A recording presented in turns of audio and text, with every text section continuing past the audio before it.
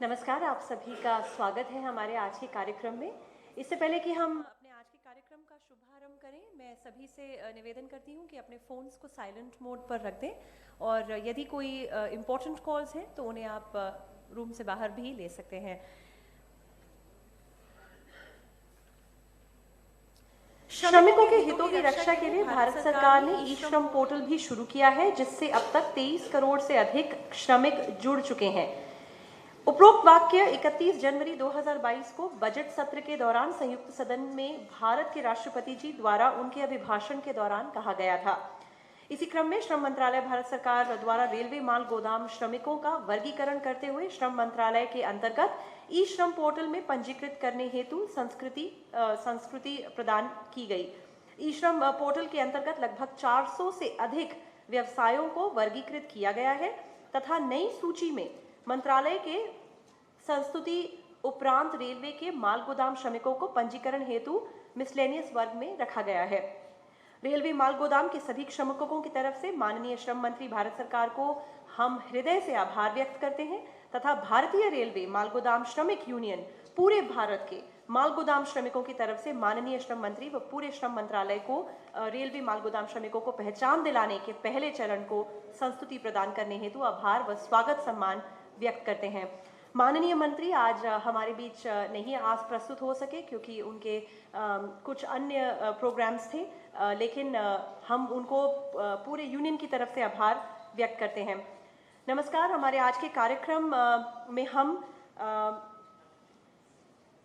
सभी स्वागत सम्मान करने वाले हैं और इसी के साथ शुरुआत करते हुए मैं आपसे निवेदन करूंगी कि आप तालियों के साथ स्वागत करें। सबसे पहले हमारे आज के मुख्य अतिथि Shri Ajay Kumar Samantray, chief labour commissioner हैं ये central ministry of labour and employment से। आइए तालियों के साथ हम इनका स्वागत करें। दोबारा से हमारे बीच प्रस्तुत है हमारे सम्माननीय अतिथि Shri Remis Teru, deputy chief labour commissioner central ministry of labour and employment. Shri Ram Gopal Meena, deputy chief labour commissioner central ministry of labour and employment भी हमारे साथ हैं और Shri Omkar Sharma, deputy chief labour commissioner central भी कुछ समय में हमारे साथ होंगे। इसके साथ ही हम स्वागत करना चाहेंगे हमारे सभी सम्माननीय अतिथियों का। Shri PM Meena, joint director health, railway board, ministry of railways. Shri Adesh Kumar, under secretary, railway board, ministry of railways. Shri Sukanto Barua, deputy director traffic transportation, railway board, ministry of railways. इसके साथ ही हमारे बीच है Shri Omkar Sharma, deputy chief labour commissioner central ministry of labour and employment. Shri Rajkumar Sagar, railway board से हैं, ministry of railways. Shri Ved Prakash, railway board से हैं। श्री जय किशन जी भी जो है रेलवे बोर्ड से हैं। Shri Niranjan Kumar, regional labour commissioner, Noida, ministry of labour and employment. Doctor Abdul Qadir ji, labour enforcement officer, central ministry of labour and employment. सभी हमारे मुख्य अतिथियों का और सम्माननीय अतिथियों का हम आज के कार्यक्रम में स्वागत करते हैं। आइए हम पहले अपने आज के कार्यक्रम की शुरुआत करें दीप प्रज्वलन के साथ, जैसे कि हम सभी कार्यक्रमों के शुरुआत में करते हैं। माँ सरस्वती और ईश्वर की प्रार्थना करते हुए कि हमारे आज के कार्यक्रम को वो सक्सेस बनाए, उसके लिए हम दीप प्रज्वलन कर हमारे आज के कार्यक्रम का पहले शुभारंभ करते हैं।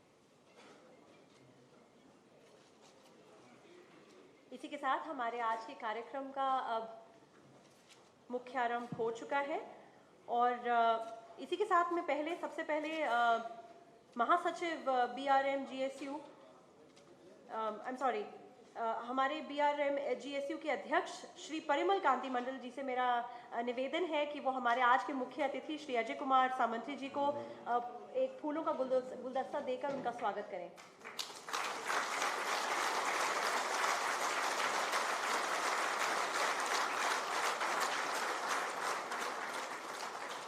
परिमल जी से अब मेरा निवेदन है कि वो श्री रेमिस तिरु का स्वागत करें गुलदस्ते के साथ।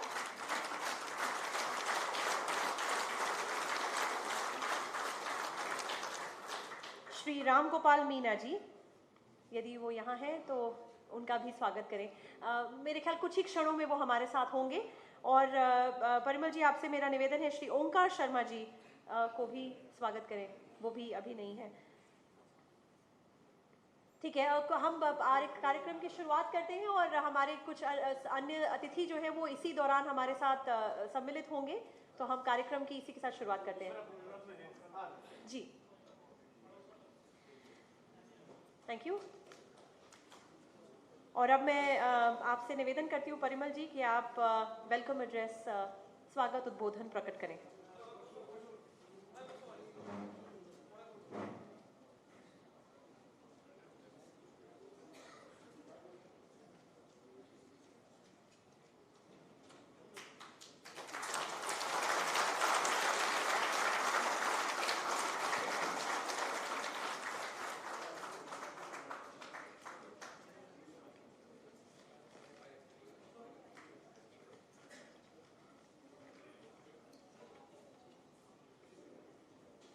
नमस्ते प्रिय मित्रों, मैं बंगाली हूँ। हिंदी बोलने में अगर कुछ गलती होगा तो माफ़ कर देना। उपस्थित मेरे सभी श्रमिक भाइयों और बहनों को मेरा श्रद्धा और प्यार और ईश्वर जैसे मौजूद माननीय श्रम मंत्री श्री भूपेंद्र यादव महाशय जी, सभी अधिकारियों और सांसदों और सभी पत्रकार मित्रों को मेरा प्रणाम।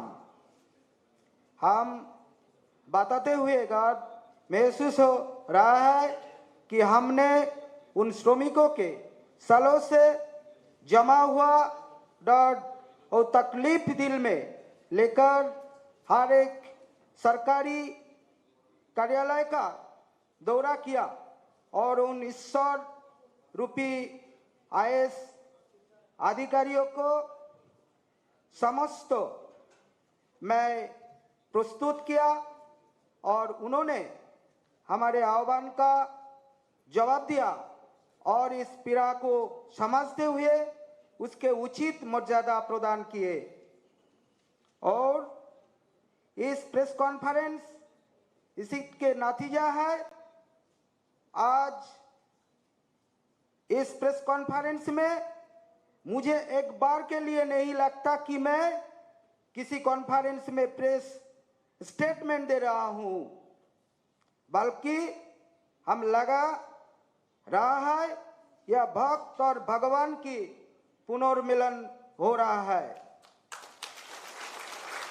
हम भारतीय रेलवे के मालगोदाम मजदूर को आज इन मानव समान देवता जैसे अधिकारियों के हाथों से सरकारी मर्यादा मिला। भारतीय रेलवे मालगोदाम श्रमिक यूनियन आज एक महान पुनर्मिलन मंच है, जहां हजारों बाधाएं पार करते हुए हमारे श्रमिक भाइयों ने दिन रात मेहनत करके सब श्रमिकों को एकत्रित करके एक महान मिलन मंच के रूप दिया है। आप लोगों के खून और पसीने हैं हर बूंद से BRM GSU की इस सफलता के इतिहास लिखा जाएगा। आपके जीत की गाथा इतिहास के पन्ने में हमेशा के लिए यह दोहराया जाएगी। आज इस मंच पर खड़े होकर अगर उनके नाम नहीं लेने तो अधूरी रह जाएगा। इस जीत का कहानी वो है श्रम मंत्रालय के वरिष्ठ आईएएस अधिकारी माननीय श्री डीपीएस नेगी सर जी। मैंने इन भगवान तुल्य व्यक्ति को अपने आँखी से नहीं देखा है, लेकिन मैंने अपने दिल से महसूस किया है कि श्रमिकों का दर्द अभी भी इन सभी आईएएस, आईपीएस स्तर के लोगों को आकर्षित करता है। आज भारत के कोने कोने में एक प्रतिष्ठित नाम है बीआरएमजीएसयू। ये बीआरएमजीएसयू की लड़ाई आत्मसम्मान की लड़ाई है, मानवता की लड़ाई है, निरपेक्ष अधिकारियों की लड़ाई है। और इस लड़ाई में हमारा कोई दल नहीं, कोई धर्म नहीं, ना कोई रंग है। हमारा दल, हमारा रंग, हमारा धर्म एक ही है मजदूर। इस मंच पर खड़े होकर मैं एक बार फिर उन सम्मानित संसदीयों को प्रणाम करता हूं, जिन्होंने एकमत होकर रेल मंत्री और श्रम मंत्री को हमारा ओर से हमारे दर्द और तकलीफ महसूस करते हुए लिखा है।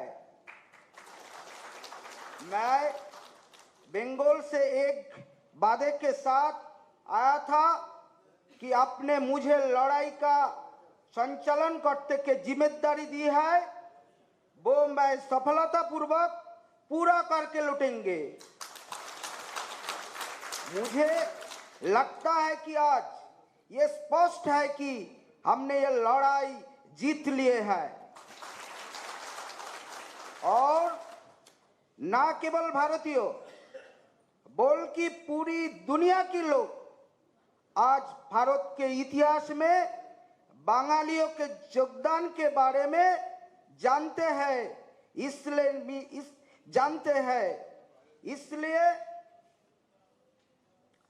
मैं परिमल कांति मंडल ये वादा करता हूं कि रास्ते जितने कठिन हो मैं अपना सिर नहीं बिकने देंगे।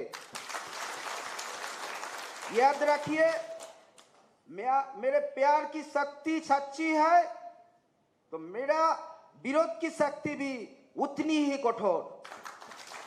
और साथियों, जाते जाते और एक बात बोल के जा रहा हूं, रुकेंगे नहीं, थकेंगे नहीं और झुकने का तो कोई सवाल ही नहीं उठता। प्रणाम सभी को। श्रमिक ऐक्य जिंदाबाद, लेबर मिनिस्ट्री जिंदाबाद, रेलवे मंत्रालय जिंदाबाद, बीआरएमजीएसयू जिंदाबाद।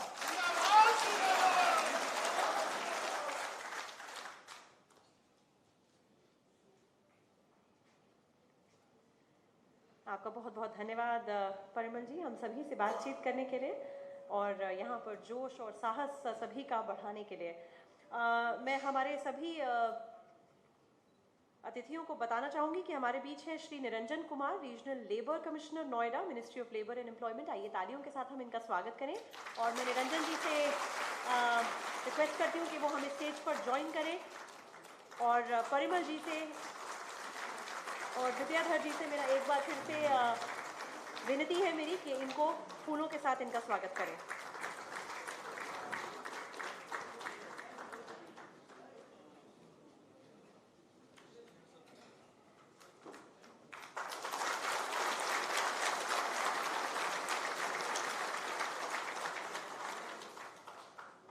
धन्यवाद। अब मैं महासचिव बीआरएम जीएसयू विद्याधर मलिक जी से रिक्वेस्ट करती हूँ कि वो अपना स्वागत उद्बोधन प्रकट करें।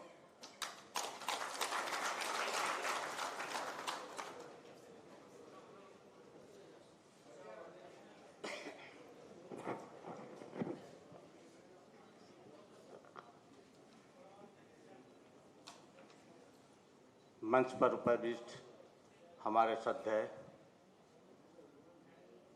लेबर मिनिस्टर महोदय श्री भूपिंदर यादव महोदय और हमारे सारे यहाँ उपविष्ट अधिकारीगण आईएएस जी, आईईएस जी, आईपीएस जी, उनको हमारे परिवार की ओर से कोटि कोटि नमन। यहाँ उपस्थित मीडिया बंधुओं, उन्हें भी बीआरएम जीएसयू परिवार की ओर से बहुत सारी शुभकामनाएं और प्यार भरा शुभकामनाएं देंगे, क्योंकि आज आप लोग के बदौलत हम लोग शायद समक्ष में आए। आज यहाँ उपविष्ट जितने सारी अधिकारी हैं, उन्हीं के बदौलत आज हमें ये सम्मान मिला है, क्योंकि हम जितने मजदूर हैं, हमारी जो परिवार है मजदूर, ये मजदूर बहुत सालों से वंचित है। आज तक उनको ना रोटी सही से मिला है, ना कपड़ा सही से मिला है, ना दो वक्त खाना सही से मिला है। आज इन मजदूरों के लिए हमारी ये लड़ाई है। इतने सालों से ये मजदूर भारतीय रेलवे माल गोदाम श्रमिक यूनियन के अंडर में आप जो काम कर रहे हैं, कि जितने सारे मजदूर यहाँ जमा हैं, इनको किसी को भी कुछ अभी तक सही से नहीं मिला है, क्योंकि ये लोग पूरा वंचित है। ये लोग को ना घर पानी पीने का मौका मिला है, क्योंकि पानी का कोई ये नहीं है, कभी रेस्ट लेने का जगह नहीं है। तो ये सारे के लिए हम लोग आज ये समारोह में जब आए हैं, आज हमारे अधिकारीगण, हमारे मंत्री ये हमें आशीर्वाद करेंगे कि ताकि हम आगे बढ़ सके। बस मैं इतना कहकर सारे बंधुओं का धन्यवाद ज्ञापन करता हूं।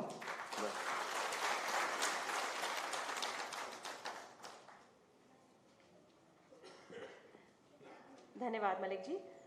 और अब मैं परिमल कांति जी से अनुरोध करूंगी कि वो हमारे आज के सम्माननीय अतिथिगणों का सम्मान करें, उन्हें शॉल देकर और एक ट्रॉफी प्रस्तुत कर।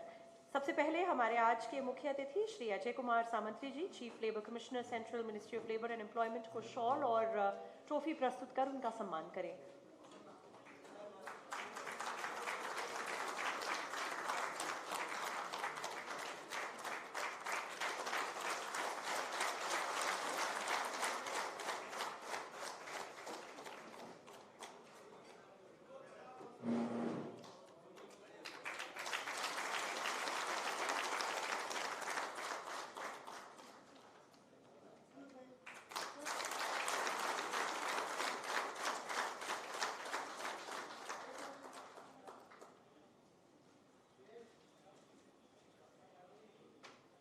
मैं परिमल जी से अनुरोध करती हूँ कि वो अब हमारे सम्माननीय अतिथि Shri Remis Tiru, deputy chief labour commissioner central ministry of labour and employment, को भी सम्मानित करें।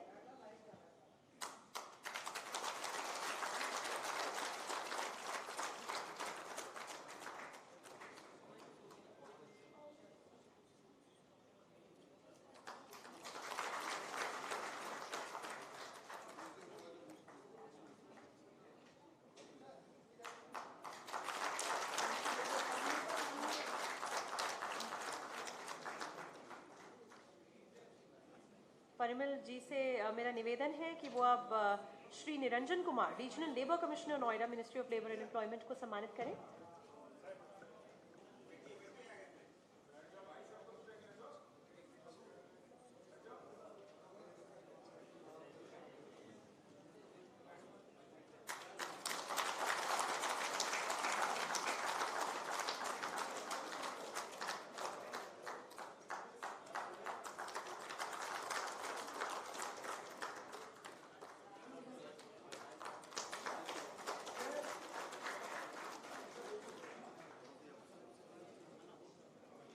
साथ अब मैं विनम्र अनुरोध करूंगी श्री बीडी मलिक जी से, विद्याधर मलिक जी से, कि वो हमारे बीच श्री ब्रिजवीर सिंह जी हैं, assistant chief labour commissioner central ministry of labour and employment, उनका स्वागत करें और उन्हें भी उनका सम्मान करें।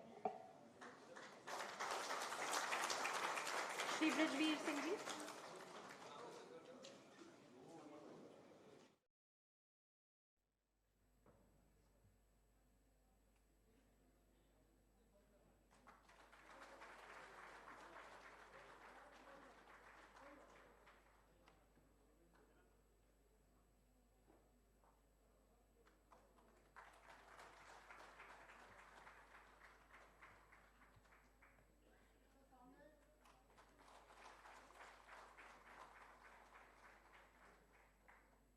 इसी के साथ मैं स्टेज पर इनवाइट करना चाहूंगी संतोष Kumar Mahur, assistant chief labour commissioner, और मैं बीडी मलिक जी से बोलूंगी कि इनका भी सम्मान और स्वागत करें।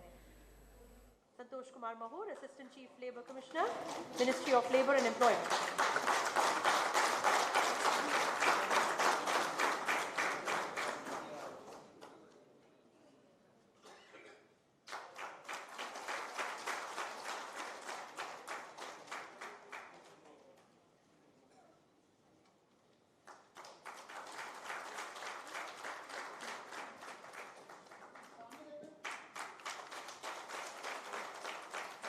डॉक्टर अब्दुल कादिर जी भी यहाँ पर हैं, हमारे साथ हैं, labour enforcement officer, central ministry of labour and employment. BD Malik ji से निवेदन है कि इनका भी सम्मान स्वागत करें।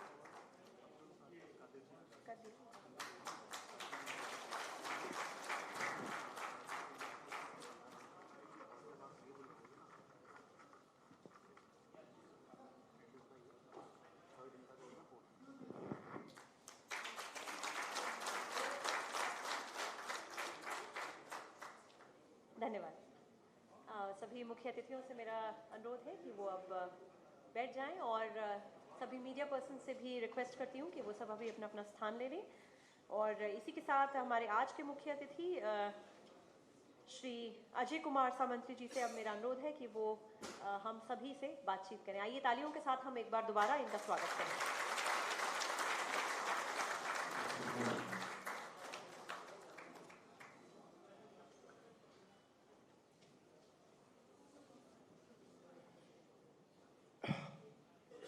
नमस्कार देवी और सज्जनों,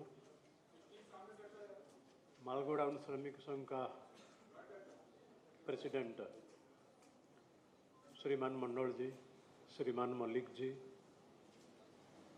और मेरे प्रिय सहयोगियों, आप तो मुझे यहाँ बस निमंत्रण करके लाए, लेकिन मैं यहाँ आकर एक खुशनुमा माहौल में आप लोगों का स्वागत करता हूँ, आप लोगों का अतिथि होके,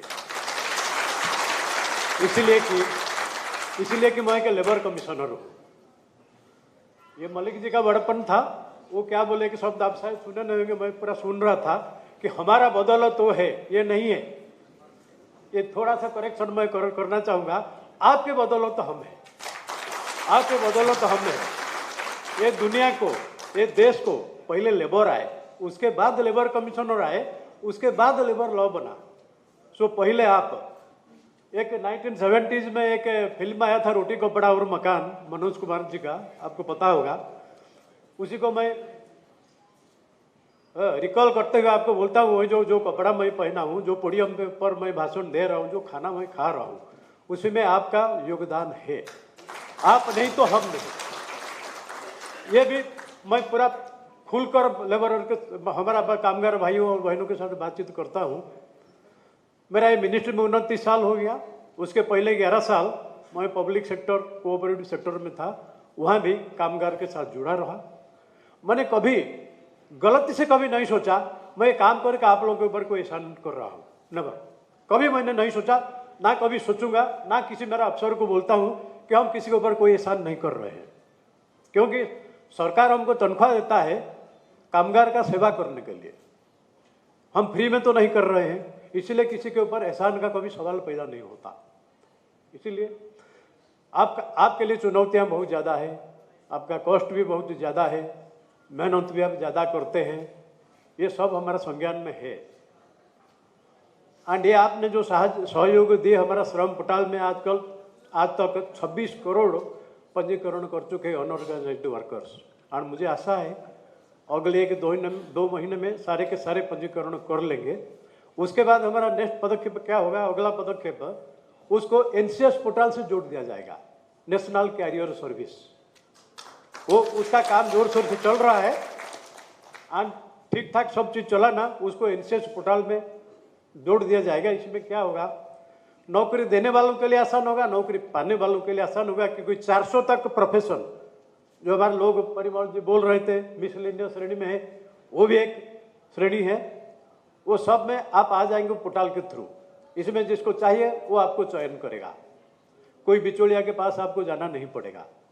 ये हमारा प्रयास है। एंड आपको तो पता है, बस हमारा आदरणीय प्रधानमंत्री श्रम योगी मानधन योजना शुरू किए थे, अभी पता नहीं मुझे आप उसको क्या हुआ है, बस उसमें हम ज़्यादा बस 50 लाख तक तो नहीं पहुंच पा रहे हैं। इसीलिए उसको थोड़ा लोकप्रिय करने के लिए आप मेहनत करें कि ज़्यादा से ज़्यादा लोग उसका लाभ ले सके।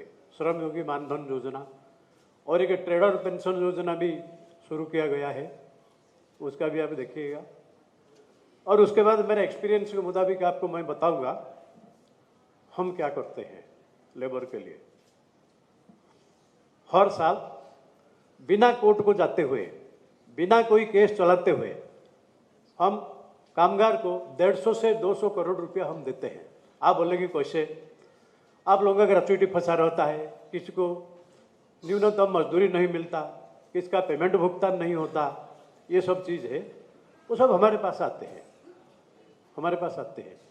हम बिना कोर्ट फीस लिए, बिना फीस लिए, बिना वकील के हम उन लोगों का केस का सुनवाई करते हैं। कब ज़रूरत पड़ा तो उन लोगों का जो एप्लीकेशन वगैरह मैं खुद टाइप करवा के देता था, क्योंकि उसके पास पैसा नहीं है, 50 रुपया वो नहीं दे सकता। इसीलिए मैं जहाँ भी रहा मैं वही किया, ठीक है उसको मदद कर दूँ, थोड़ा आधा घंटा लगेगा, उसका काम तो हो जाएगा। और कहा धनबाद में ऐसा बस कुछ केस में थोड़ा कॉस्ट आ जाता है, इसीलिए वहाँ 2-4 वकील थे, मैं बोला उसका क्लेम इतना है 10,000 का है, वो तेरे को 500 रुपया 1,000 रुपया देगा, करेगा क्या, क्योंकि वकील तो फ्री में नहीं करेगा। मेरा अफसर तो फ्री में आपको सर्विस देंगे, लेकिन वकील तो नहीं करेगा, क्योंकि वो एक हिंदी में कहावत है ना, घोड़ा घास के साथ दोस्ती करेगा तो खाएगा क्या, वकील तो फ्री में आपका नहीं करेगा। इसलिए मैं बोलता हूँ देखो गरीब है, 500 से 1,000 रुपया देगा, 2 डेट में मैं तेरा केस फैसला कर दूंगा, तेरे को 10-15 बार आना नहीं पड़ेगा। आप विश्वास करें, मैं कम से कम 1700 अपील 5 साल में सुनवाई किया हूँ धनबाद में, 1700 है। अना विश्वास कीजिए मेरा 2-3 को छोड़ के जितना अपील मेरे पास आया 30 से 45 दिन में मैं डिस्पोज किया हूँ। 30 से 45 दिन, 2 डेट या 3 डेट केस खत्म।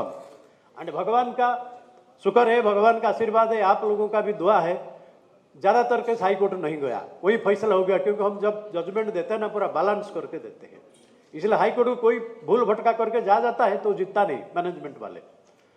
एक पांडु टपनों का केस मैं आपको दूंगा, कोई कॉन्ट्रैक्ट लेबर था, बड़ा क्लासिक केस है, आप शायद ऐसा केस सुने नहीं होंगे। हेवी इंजीनियरिंग कॉर्पोरेशन में वो एक कॉन्ट्रैक्ट मजदूर था और लगभग 32 साल काम किया 1983 से एक सोसाइटी के थ्रू, उसका ग्रेचुइटी बनता था। वो रिटायर किया 2012 में, मेरे पास आया 2019 में। आप देखो 7 साल के बाद आया। वो कैसे, पहले हमारा आरएलसी राज्य के पास गया, वो कंट्रोलिंग अथॉरिटी है, जो ट्रायल अथॉरिटी मजिस्ट्रेट, जैसे ट्रायल मजिस्ट्रेट होते हैं वो ट्रायल अथॉरिटी होते हैं, वो उनका एप्लीकेशन को रिजेक्ट कर दिया। वो मेरे पास आए, मैंने क्या किया, मैंने अपील स्टेज में साक्ष्य प्रमाण वगैरह नहीं लिया जाता, लेकिन मैंने लिया। मैं तुम्हारे पास कोई गवाह है तो प्रोड्यूस करो, कोई रिकॉर्ड है तो प्रोड्यूस करो। उसको लेकर मुझे 1.5 साल लग गया, क्योंकि HEC हाई कोर्ट का चुने ही वकील को दिया था। वो रोजाना मेरे सामने पेश होने के लिए 5,000 रुपया कम से कम लेते हैं, और उसका क्लरिकल खर्चा, टैक्सी भाड़ा वगैरह वगैरह वो सब अलग है। वैसा 2 वकील दिए थे। इसीलिए वर्कर को भी तकलीफ है। एंड हमारे जो वर्कर का जो था, हमारा एक कमिश्नर है, नारायण का नाम क्या है निरंजन, एक नारायण है हमारे का, दिनेश का पिताजी, वो एचईसी में एक्स एम्प्लॉय थे, अभी 80 साल के बन गए, सुपर सीनियर सिटीजन है। वो उसका केस लेकर आए, उसको मैंने बताया केस को कैसे करना है, बता कर दिया साफ साफ। आपको मैं बताता हूँ, मैं लिखकर बिना साइन करके देता था, आप ये पर्ची लाकर बनाकर मेरे को दो। मैं साफ साफ बोलता हूँ, मैं जो क्या हूँ बोलता हूँ, क्योंकि वर्कर को उसका हक दिलाना है। इसलिए मेरे ऊपर कोई कुछ भी बोले मैं केयर नहीं करता। फाइनली 1,36,000 रुपया का उसको ग्रेचुइटी दिलाया, 1,36,000 रुपया इंटरेस्ट। उसी टाइम जो देखेंगे, जो उसका मुंह में जो मुस्कुराहट है ना, वो करोड़ रुपया का है। वो तो आशा छोड़ चुका था, उसको कुछ नहीं मिलेगा, लेकिन इंटरेस्ट 1,36,000। एंड ये 1,36,000 आपका मोबाइल नंबर है तो मेरे को दे दीजिए, मैं आपको पोस्ट भी कर दूंगा। उसके बाद भी थमा नहीं, हाई कोर्ट गए, एचईसी हाई कोर्ट गया, वहां जाकर 50-60 हजार रुपया खर्चा किया। एंड भगवान का शुक्र है, आप लोगों का दुआ है, 1 साल नहीं लगा हाई कोर्ट में फैसला होने के लिए, वरना हाई कोर्ट में 15-20 साल केस पड़ा रहता है। 1 साल में फैसला हुआ। उसमें मैंने बताता हूँ क्या क्या। बस वो आकर बोले ये हमारा वर्कर नहीं था, he was not our direct worker. ये कानून का दाव पेंच मैं आपको बता रहा हूँ। एज एन अथॉरिटी मैंने उससे किससे डील किया, कैसे उसको निपटाया, वही मैं आपको बता रहा हूँ। वो बोले कि वो हमारा डायरेक्ट एम्प्लॉय नहीं था। एचईसी वाले बोले हैवी इंजीनियरिंग कॉर्पोरेशन। ठीक है, तो मैंने जजमेंट में लिखा ये सच है कि वो तो डायरेक्ट एम्प्लॉय नहीं था, लेकिन उसको झुटला नहीं जा सकता कि वो इनडायरेक्ट एम्प्लॉय था। हाँ, यही लॉ है। वो इनडायरेक्ट एम्प्लॉय था एंड वो कॉन्ट्रैक्टर के साथ काम कर रहा था। कॉन्ट्रैक्टर के लिए काम नहीं कर रहा था, एचईसी के लिए काम कर रहा था, एचईसी का काम कर रहा था। तो ग्रेच्युइटी एक्ट डायरेक्ट इनडायरेक्ट एम्प्लॉय नहीं बोलता, एम्प्लॉय बोलता है। तो ये एम्प्लॉय है, भले ही डायरेक्ट हो, इसलिए उसको ग्रेच्युइटी पाना ही है। सो इंटरेस्ट और ग्रेच्युइटी के साथ उसका ऑलरेडी भुगतान हो चुका है। तो ऐसा बहुत चैलेंज, हमारे पास बहुत चुनौतियां होता है। टेलीफोन आ जाता है, सर ये केस क्यों आप करते हो, ये क्यों डरते हैं पता है आपको? अभी 250 केस आ गया। एक केस मैंने छोड़ा एक सैंपल के तौर पर मार्केट को। अभी रांची आरएलसी के पास 250 केस है इसी टाइप का। अभी 250 लोगों को मिलेगा। यही मेरा मिनिस्ट्री वही करता है, सरकार भी वही सोचते हैं, आप लोगों को सामाजिक न्याय मिले। ये क्या है, हम क्या कर रहे हैं? सामाजिक न्याय आपको दे रहे हैं। आपका जो हक है आपको देने में हम मदद कर रहे हैं, उतना ही कर रहे हैं। और एक चंदा रिफ्रैक्टरी नाम का एक था, उसका 50 लाख रुपया एक कॉन्ट्रैक्टर ने दिया नहीं। चंदा रिफ्रैक्टरी वो एक कॉन्ट्रैक्टर के साथ काम कर रहा था। वो मेरे खिलाफ मिनिस्टर को कंप्लेंट लिखा था कि हम उसे पैसा वसूल रहे, एक्सटॉर्टिंग मनी, ऐसा करके लिखा था। बोकारो स्टील प्लांट में वो 50 लाख रुपया मैंने बोकारो स्टील प्लांट को दिया, उसका बिल बंद करके रखो। जब तक वर्कर का बस आइडेंटिफिकेशन नहीं हो जाए बिल उसको नहीं देना। आज तक वो बिल नहीं दिया गया। वो 50 लाख रुपया बोकारो स्टील में पड़ा है। कॉन्ट्रैक्टर को बोला जिस दिन तुम वर्कर को लेकर आओगे उन लोगों का सिग्नेचर वगैरह दोगे, आधार कार्ड पैन कार्ड दोगे, तुमको पैसा मिल जाएगा, पैसा सुरक्षित है। इसीलिए बिना आगे भविष्य को भी देखकर वर्कर का फ्यूचर हम सिक्योर, मैं और मेरे अफसर्स सब तत्पर है सब करने के लिए। आपको कोई भी तकलीफ हो, बस हमारा नंबर वेबसाइट में नंबर है, एक पोस्ट कार्ड भी आप लिख सकते हैं या एक SMS कर सकते हैं। हाँ, हम आपके सेवा के लिए हाजिर है। ये आपको मैं वादा करता हूँ और आश्वासन देता हूँ। ऐसा नहीं बोलता, बोलने के लिए नहीं बोलता, मैं करता हूँ, ऐसा मैं करता हूँ। धनबाद में आपका कोई फ्रेंड है वगैरह, उसको पूछ लीजिए। एक आपका एक डिप्टी चीफ लेबर कमिश्नर थे, वो कैसे थे? मैं ऐसे ही फेंक नहीं रहा हूँ आपके सामने, क्योंकि आपके लिए जीवन समर्पित है। आप है इसीलिए बस हम हैं। आप जब नहीं होंगे हम नहीं होंगे। और ज़्यादा बोलकर आपको मैं बोर करना नहीं चाहता। मैं और आपको एक बार तहे दिल से धन्यवाद देता हूँ, आप मुझे यहाँ बुलाए, इतना इज्जत बख्शे। जय श्रमेव जयते, जय हिंद।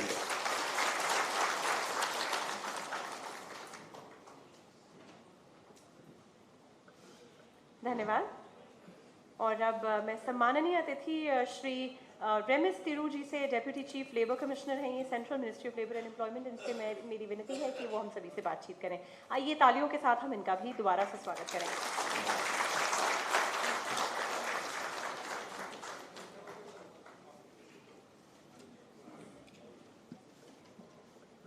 सभी को मेरा नमस्कार। तो वैसे तो हमारे चीफ के बात करने के बाद हम जूनियर ऑफिसर्स को बात करने की ज़रूरत नहीं होती।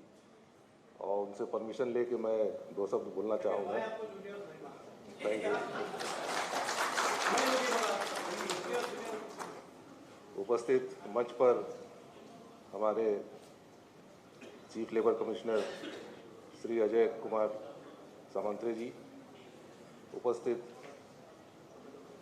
यूनियन के प्रेसिडेंट मंडल जी और अन्य पदाधिकारी यूनियन के, यहाँ उपस्थित हमारे मजदूर भाई बहन, प्रेस के लोग, सभी को मेरा नमस्कार।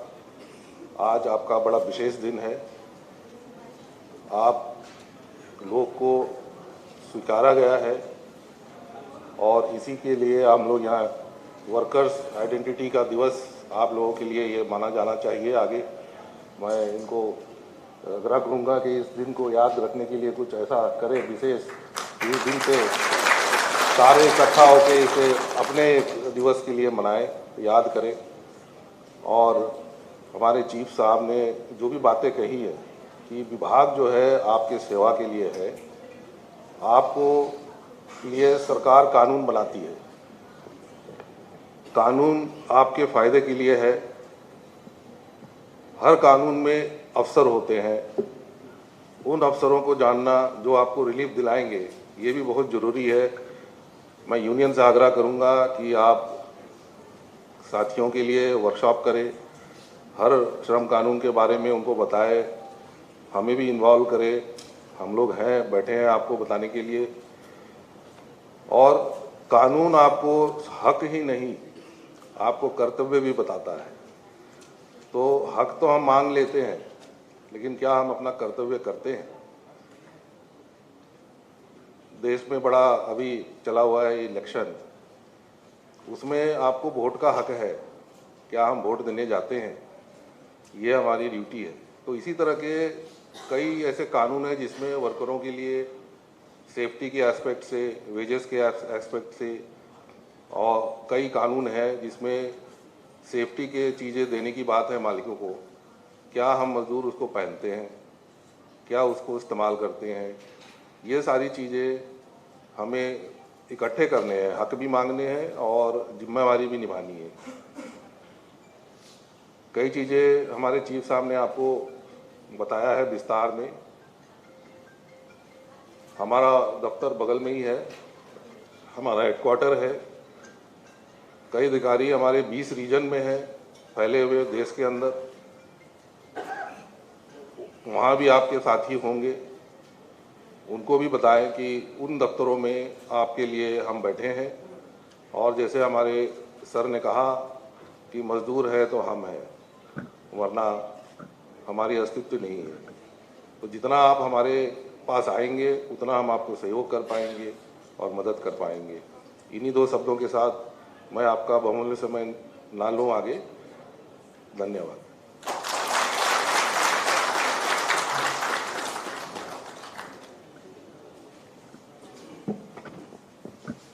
इसी के साथ अब समय आ चुका है कि हम हमारा आज का सर्वे फॉर्म जो है उसको ऑफिशियली रिलीज करें।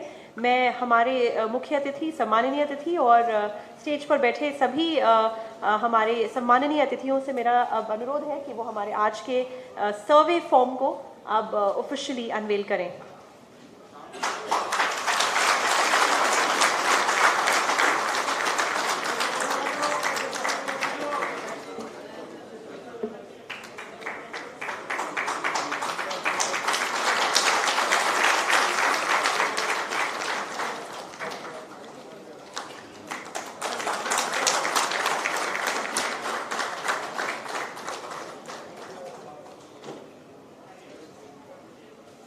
भारतीय रेलवे माल गोदाम श्रमिक यूनियन जिंदाबाद। भारतीय रेलवे माल गोदाम श्रमिक यूनियन जिंदाबाद।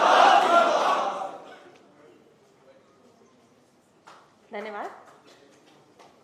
इसी के साथ अब श्री निरंजन कुमार जी से मेरा अनुरोध है कि वो हम सभी से बातचीत करें, कुछ शब्द कहें। आइए तालियों के साथ दोबारा इनका स्वागत करें।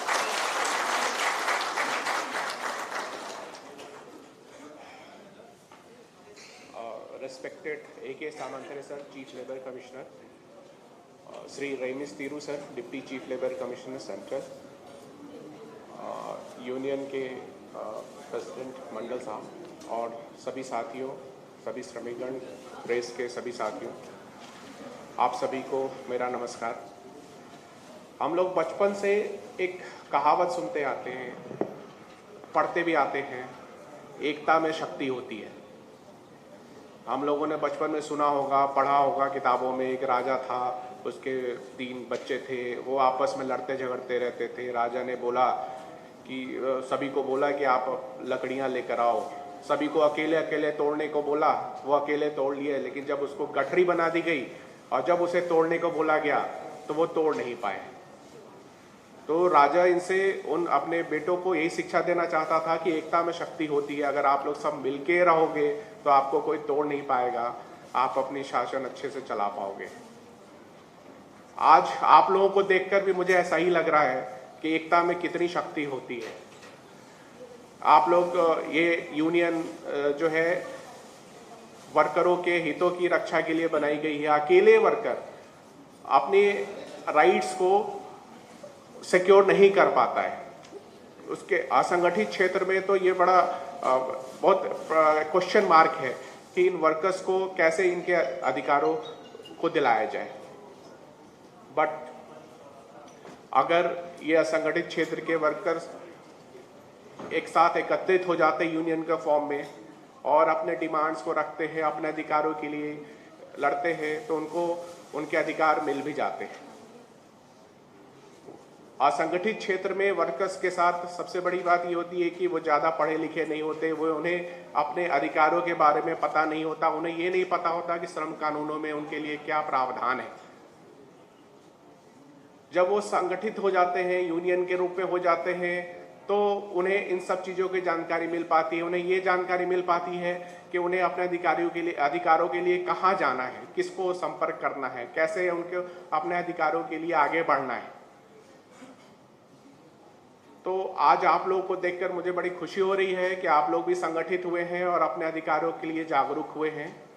आप लोगों को मेरी शुभकामनाएं। आपके जितने भी अधिकार हैं सभी आपको मिले, और आपको ये आश्वस्त करना चाहूँगा कि श्रम मंत्रालय के तरफ से, हमारे तरफ से जो भी कोऑपरेशन की आवश्यकता है वो सारा कोऑपरेशन मिलेगा। और हम लोग आपके लिए हैं, जैसा कि चीफ लेबर कमिश्नर सर ने बोला कि आप हैं तभी हम हैं। ये बिल्कुल सही बात है, आप हैं तभी हम हैं। आपके अधिकारों की रक्षा के लिए ही हमें बनाया गया है और हम लोग इसके लिए हमेशा तत्पर रहेंगे। धन्यवाद।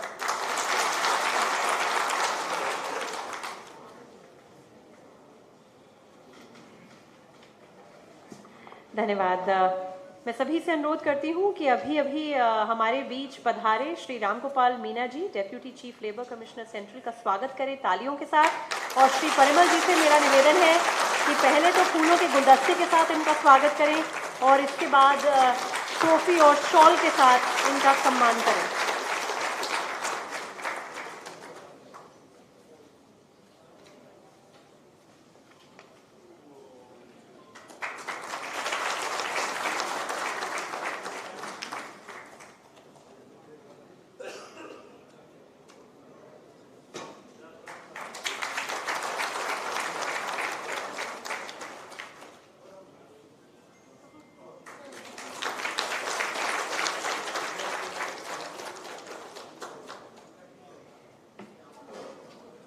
और अब मैं मीना जी से मेरा निवेदन है कि वो 2 शब्द कहें और हम सभी से बातचीत करें।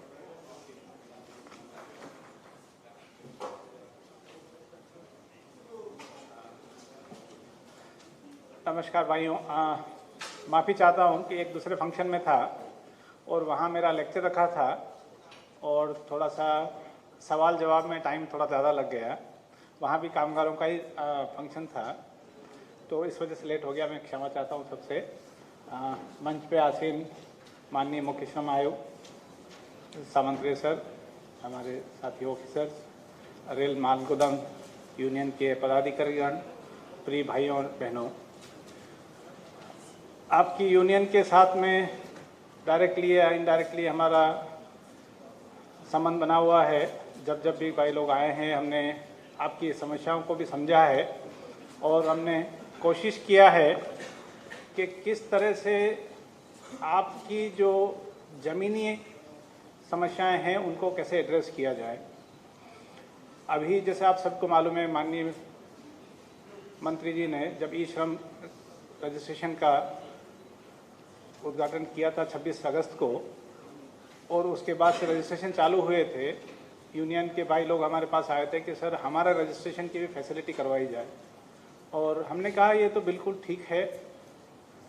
हमने चेयरमैन रेलवे बोर्ड के साथ टेकअप किया और लाइन अप करवाया, और मुझे आशा ही नहीं विश्वास है कि करीब करीब आपके सारे जो यूनियन के मेंबर्स हैं वो ई श्रम पे रजिस्टर्ड हुए होंगे।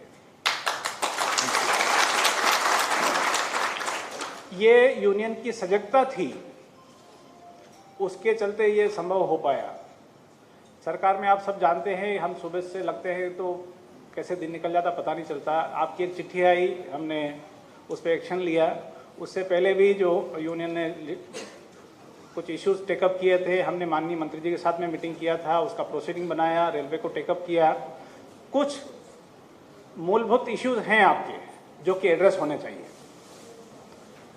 और उसके लिए अब जो सोशल सिक्योरिटी कोड आया है, जिसमें क्योंकि आपके साथ में जो हमारे माल गोदाम के वर्कर्स काम करते हैं उनके साथ एक तो फिक्स एजेंसी नहीं होती है, जिसका काम आता है वो काम करवाता है, पेमेंट देता है। रेलवे बोलता है ये हमारे एम्प्लॉय नहीं, रेलवे बोलता है ये हमारी कॉन्ट्रैक्ट लेबर नहीं है, और उनके पास जो फैसिलिटी रेलवे की अवेल करता है, और उनके लिए आप खून पसीना बहा करके जो काम करते हैं, लेकिन सामाजिक सुरक्षाओं का लाभ आपको नहीं मिल पाता है।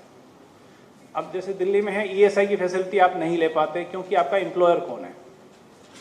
कॉन्ट्रैक्टर्स आज एक कंपनी की सीमेंट की वैगन को अपलोड करते हैं, कल दूसरी आती है, परसों तीसरी आती है। रेलवे बोलता है कि क्योंकि हमारी जिम्मेदारी नहीं है। आपके मूलभूत इश्यूज हैं कि आपके बैठने की व्यवस्था हो, पानी की पीने की व्यवस्था हो, नहाने धोने के लिए, क्योंकि आपका काम इतना हैजार्डस होता है कि एक कॉमन टेप दे दिया जाए तो वहाँ आप अपना काम करने के बाद में नहा सकें या थोड़ा साफ सफाई कर सकें। बहुत सारे इश्यूज हैं, और आपके जो मालगोदाम वर्कर हैं इनके बड़े पिक्यूलियर इश्यूज हैं, और इन पे बहुत काम हुआ नहीं है। आशा है सामाजिक सुरक्षा कोड आने के बाद जो गिग एंड प्लेटफॉर्म वर्कर्स के लिए जो कानून में हम व्यवस्था लेके आए हैं, और साथियों मैं आपको बताते हुए हर्ष है कि मैं इस ड्राफ्टिंग में था और हमने पूरी दुनिया के सारे देशों के कानूनों को देखा है। जो कानून हमने बनाए हैं पश्चिमी देशों में भी नहीं हैं, सिर्फ USA में 2 स्टेट ने कुछ अपने राज्य सरकार के कुछ कानून हैं, इसके अलावा पूरी दुनिया में किसी भी देश ने कोई कानून नहीं बनाया। भारत पहला देश है जिसने गिग एंड प्लेटफॉर्म वर्कर के लिए सूद ली है और कानूनी व्यवस्था की है। उसमें बहुत काम करने की जरूरत है अभी, लेकिन शुरुआत हुई है। उसके लिए कुछ फंड आएगा, सेस आएगा। हमने जो देखा है, एक मोटा अंदाज जो हमने निकाला था कि करीब आज की तारीख में भी इस तरह की कैटेगरी के जो वर्कर्स काम कर रहे हैं करीब 1 करोड़ है, और इनका जो टर्नओवर अमेजोन का और इनका लेते हैं तो ऑन एन एवरेज 60,000 करोड़ रुपए का टर्नओवर है। अगर 1% सेस भी हम लेते हैं तो काफ़ी बड़ा अमाउंट हमारे को मिल जाता है वर्कर के वेलफेयर के लिए। इसमें काफ़ी काम करने की ज़रूरत है, लेकिन आपसे भी मेरी प्रार्थना है, अनुरोध है कि आप इसके लिए लगे रहिएगा। अभी ड्राफ्ट रूल्स बने हैं, स्कीम भी उसके लिए बनानी होगी, और ये एक कानून है जो आपको आशा की किरण देगा, और जब भी लागू हो जाएंगे तो उसके बाद इसकी स्कीम्स आएंगी। इसमें आप लोगों का कंट्रीब्यूशन हमें लगेगा, किस किस तरह से हम काम कर पाएंगे, कैसे कैसे लोगों को आइडेंटिफाई कर पाएंगे, कैसे इनकी सामाजिक सुरक्षा होगी, कैसे इनका इंश्योरेंस हो पाएगा, कैसे इनको हेल्थ फैसिलिटी मिल पाएगी, वेलफेयर की फैसिलिटी मिल पाएगी। इस पर बहुत काम करने की ज़रूरत है। हमने रूल्स बनाए हैं, लेकिन इनके ये सब चीज़ें जो है आपकी स्कीम में आएंगी, और नोटिफिकेशन इश्यू होंगे, फंड कहाँ से आएगा, इन सब में अभी और भी बहुत काम करना है। काफ़ी काम हुआ है। तो साथियों, ये एक आशा की किरण है जो आगे वाले समय में आप जैसे भाई लोगों के लिए एक मील का पत्थर साबित होगा, पर्टिकुलरली जो असंगठित कामगार क्षेत्र में काम कर रहे हैं। बाकी के जो आपके छोटे छोटे इश्यूज आते रहते हैं, जब कभी कोई ऐसा मसला होता है तो हम जब भी आपकी चिट्ठी वगैरह आती है हम रेलवे बोर्ड से टेकअप करते हैं, उनके ऑफिसर से बात करते हैं, कोशिश करते हैं कि इश्यूज आपके एड्रेस हों। तो ये लगातार प्रक्रिया है, जारी रहेगी। मैं इतना आश्वासन आपको देना चाहूँगा, मैं हमेशा अवेलेबल हूँ ऑफिस में। आपका जब भी कोई इशू है आप हमेशा आ सकते हैं ऑफिस में और हमें अपना इशू बता सकते हैं। धन्यवाद।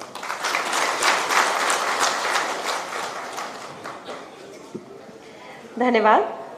इसी के साथ अब मैं बीडी मलिक जी से एक बार दोबारा से रिक्वेस्ट करूंगी कि वो हमारे बीच अभिषेक दीक्षित जी हैं रेलवे बोर्ड से, उनको सम्मान दें और उनका फूलों से स्वागत करें। अभिषेक दीक्षित जी फ्रॉम द रेलवे बोर्ड, आपसे मेरा अनुरोध है कि वो आप हमें स्टेज पे प्लीज ज्वाइन करें।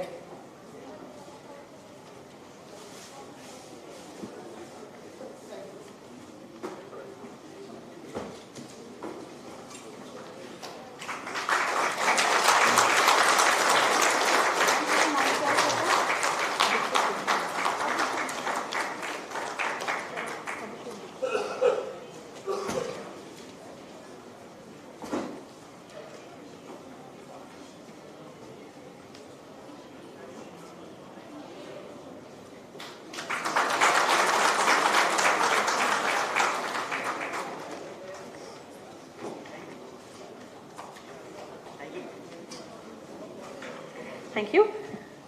और अब वक्त है मीडिया क्वेश्चन एंड आंसर्स का। जयंत हल्देर और मिस्टर चंद्रनाथ हल्देर, मीडिया सेक्रेटरी से मेरा रिक्वेस्ट है कि वो अभी सारे क्वेश्चंस जो मीडिया से आते हैं उनका जवाब दें।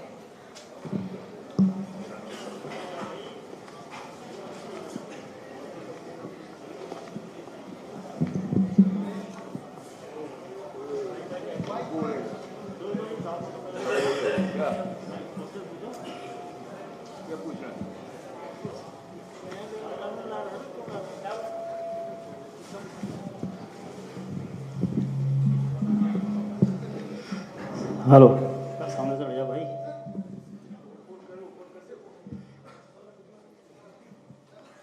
मंत्री जी, जिस तरीके से आज यूनियन बहुत बड़े प्लेटफॉर्म पर आपके साथ है और कभी भी इनमें बहुत लंबी स्ट्राइक हो जाती है, तो कई बार ऐसा होता है कि एज़मा की जब बात आती है, जैसे कल ये आंगनवाड़ी लेबर्स बहुत बड़े उसमें उन्होंने उस पर सरकार ने एज़मा लागू करा है कि करने की बात करी है, तो लेकिन अब उनसे ये मांग की अगर आप एज़मा लागू करते हैं तो हमें सरकारी एम्प्लॉय का दर्जा दिया जाए और जो भी सुविधा हमें दी जाए। तो क्या अगर कभी ऐसी स्थिति बनती है तो क्या ये जस्टिफाई है, क्या होना चाहिए? मंत्री जी बताएं। सेक्रेटरी साहब।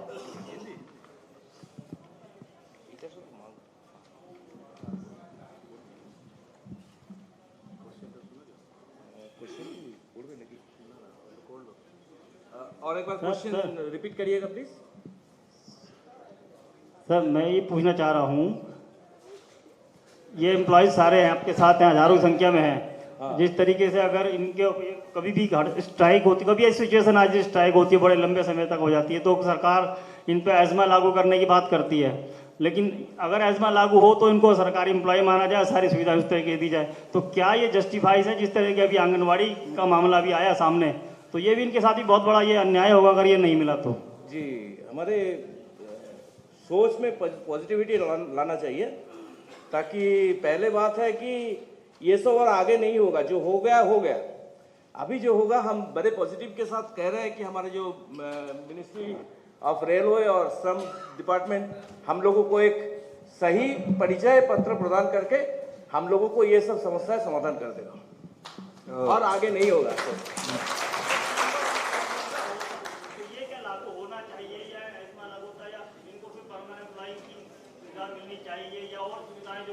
जी हाँ, हमारे जो एजेंडा है, हमारे मूल एजेंडा जो है वो 11 तरह की है, वो उसमें सब सारे उत्तर ऐसा ऐसा मिल जाएगा।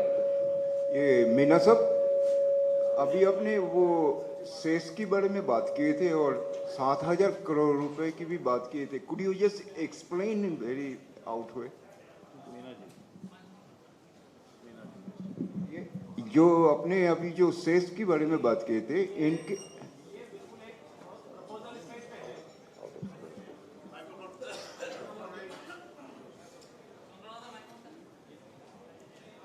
मैंने आपको एक उदाहरण के रूप में बताया है, उसका अभी कोई नोटिफिकेशन नहीं हुआ है। हमने एक तरह से जो होमवर्क किया था, जब ये जो कोड बन रहा था तो बहुत सारे सवाल हमसे पूछे गए थे कि ये कैसे काम करेगा, क्योंकि एम्प्लॉयर रिलेशनशिप नहीं है। एक आदमी एक प्लेटफॉर्म पे आज काम करता है, कल दूसरे पे करता है, कल तीसरे पे करता है। तो हमने इनके इस लोगों को बुलाया भी था। तो ये सारा स्कीम का पार्ट होगा। ये मैंने खाली एक उदाहरण के रूप में आपको बताया था कि हमने जब एसेस किया था तो इनका जो टर्नओवर होता है वो इस तरह से होता है। तो अगर जो भी होगा वो नोटिफिकेशन के थ्रू आएगा। तो कर दीजिए ना इनके भलाई के लिए, उसको हेल्ड अप करके रखने की क्या जरूरत है? अभी आपको जानकारी के लिए बता दूं, चारों कोड बने हुए हैं, कोड लागू नहीं हुए हैं। ये भारत सरकार करेगी, हम इम्प्लीमेंटिंग मशीनरी हैं। तो जब लागू हो जाएंगे उसके बाद में स्कीम और सारे नोटिफिकेशन तो ये क्या पार्लियामेंट में बिल आएगी? नहीं, बिल आ चुका, पार्लियामेंट पास कर चुकी, प्रेसिडेंट की एसेंट हो गई, लेकिन लागू नहीं हुए। इम्प्लीमेंट कब होगा? वो तो सरकार ही बता सकती है भाई, मैं सरकार का बहुत छोटा ऑफिसर हूँ। Thank you very much. Sir, मेरा एक सवाल है कि कोई भी लेबर संगठन है, वो इसमें आंगनवाड़ी भी हैं, अदर एनडीएमसी के भी लोग हैं बहुत सारे, उनको एक बोलने की आज़ादी, अगर जैसे आंगनबाड़ी की बात करें, वो आईएसबीटी पर भी बैठी, तो उनको जगह जगह से भगा दिया जाता है। कल वो जंतर मंतर पे पहुंची, वो बोले हमें कहीं बैठने नहीं दिया जा रहा। एक बात करने का उनको टाइम दिया जाए, कोई भी लेबर संगठन है उनको एक आज़ादी दी जाए, कहीं बैठने का जगह दी जाए, लेकिन उनको जगह जगह से भगा दिया जाता है।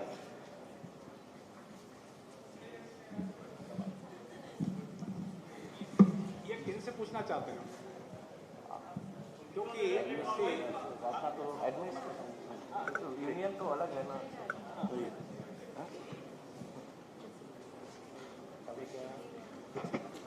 आई वांट टू क्लेरिफाई यू, मैं आपको बता दूं कि आंगनवाड़ी वर्कर को वर्कर की डेफिनेशन में कवर नहीं किया गया है आज की तारीख में। They are volunteers. और आर्टिकल 19 में फ्रीडम ऑफ एसोसिएशन है, वो फंडामेंटल राइट है, वो यूनियन बना सकते हैं, एसोसिएशन बना सकते हैं, अपनी बात कह सकते हैं। लेकिन क्योंकि वो सब्जेक्ट मैटर हमारा नहीं है, इसके ऊपर हमारा कमेंट करना चाहिए। Thank well, thank you. समय के अभाव को देखते हुए हम हमारे आज के इस कार्यक्रम को यहीं पर समाप्त करना चाहेंगे। उससे पहले मैं श्री परिमल कांति मंडल जी से एक बार दोबारा अनुरोध करती हूँ कि वो वोट ऑफ थैंक्स देकर हमारे आज के इस कार्यक्रम का अंत करें। आइए तालियों के साथ इनका स्वागत करें।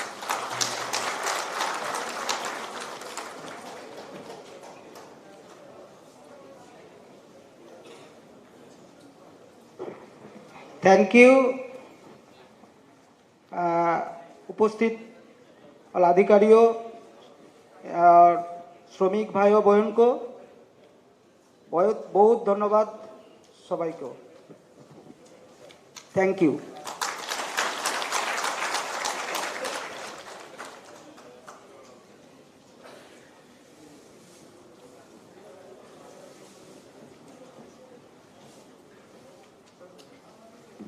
धन्यवाद। इसी के साथ हम अपने आज के कार्यक्रम का अंत यहीं करते हैं। आइए हम सभी जो है एक बार दोबारा से तालियों के साथ हमारे सभी अधिकारियों का, सभी मुख्य अतिथियों का सम्मान और इनका हम धन्यवाद करें।